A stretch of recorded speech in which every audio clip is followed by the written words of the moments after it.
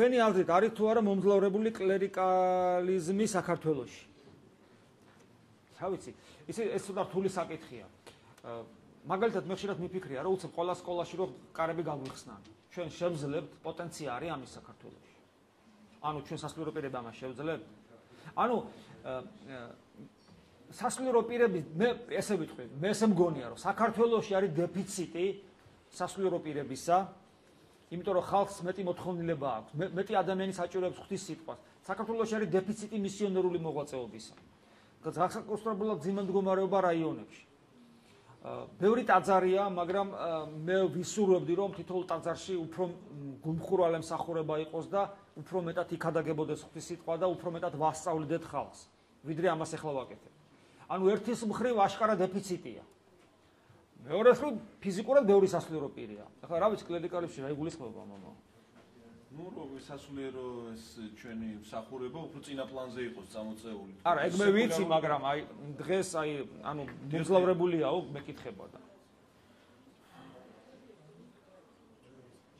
ალბათ არა. აი სკოლებში რომ არის მის ღვთის სიტყვა, სკოლაში რომ ვერ ხედავენ მოძღვარს, ციხეში რომ პრობლემაა მოძღვრის შესვლა, ჯარში რომ მოძღვრის ურთიერთობა პრობლემა არსებობს, ეს ურთიერთობა, მაგრამ პრობლემურია ყოველთვის. მე მგონი სასიკეთო ჩვენც რა მე თქვენ გეთანხმებით რომ იყოს ეს უფლებები ეს საშუალებები. ჩვენ შეიძლება ვერ შევავსოთ ის ნიშა შესაბამისა. ხო, მაგრამ ეს ანუ მე ვფიქრობ დეფიციტია პირიქით. ხარისხიანი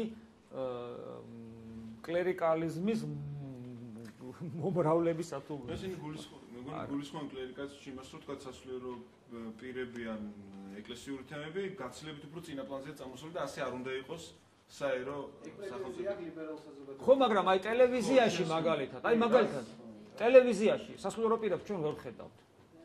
ვერ ავხედავთ. სკოლებში ვერ ვხედავთ. ციხეებში მე პირადად გეტყვით, ესე იგი იქ შესვლა მთელი პრობლემაა. ასე შემდეგ, ანუ სად არის კლერიკალიზმი?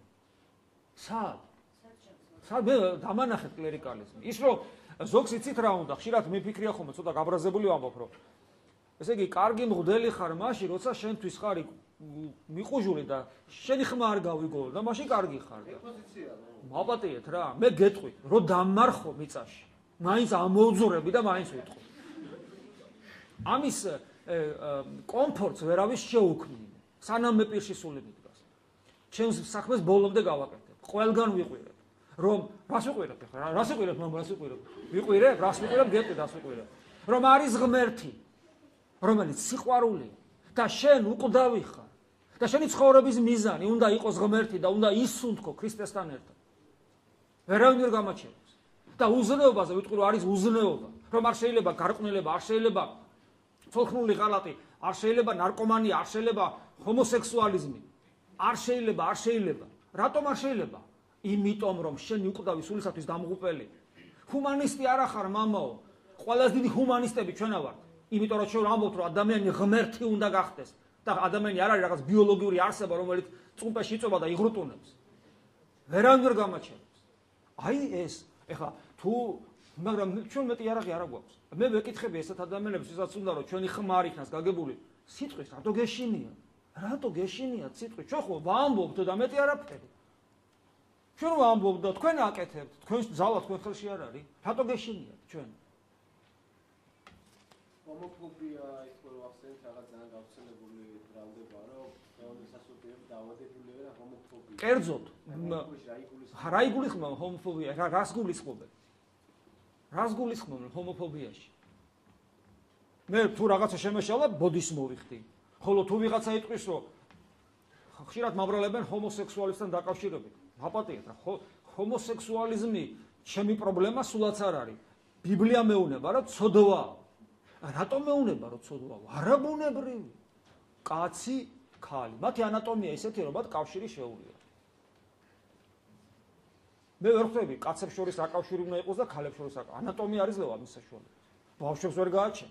საერთოდ ერთი ესპანელმა თქვა ძალიან კარგად, რომ ეგ როცა ეს საკითხი დამდგაროთ, შეიძლება უთქვას, რომ ნუ ოჯახება და აღიარება ესეთი წყვილების და უთქვას, რომ ჩვენ დაგასწარით და თუ შეიძლება რამე სხვა დაარქვით ამ ურთიერთობებს, ოჯახი ქვია კაც და ქალის ურთიერთობებს.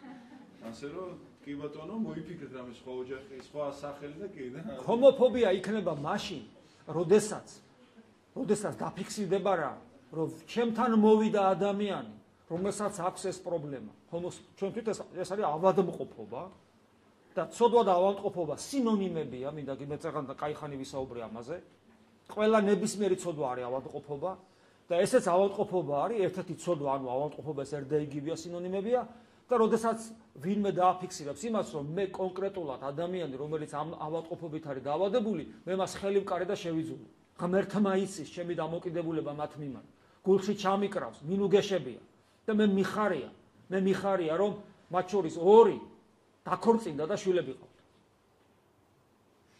და მე ამ კუთხით შემიძლია ვთქვა, რომ მე საქმე მაქვს გაკეთებული როგორც მღვდელს. მე ახალგაზრდა ადამიანი ვარ მღვდლობაში, მე მით უმეტეს და უკვე მე მიხარია, რომ ჩემთან ორი ჰომოსექსუალისტი მოვიდა და ორივე შვილები ყავს. დიდება უფალს ამისათვის. ეს არის ჩემი სიყვარულის გამოვლენა, თორე ამ ადამიანებს რომ ამგვარი ცნობიერება, ამგვარი ლიბერალური მიდგომისათვის ესმინათ, დღეს იმ წუმპეში იქნებოდნენ და ის ბედნიერება, რასაც შვილი რო ყავთ და ცოლები რო ყავთ, ეს ბედნიერება არ ექნებოდა და სიყვარული რო აქვს და საზოგადოებაში პატივისცემა.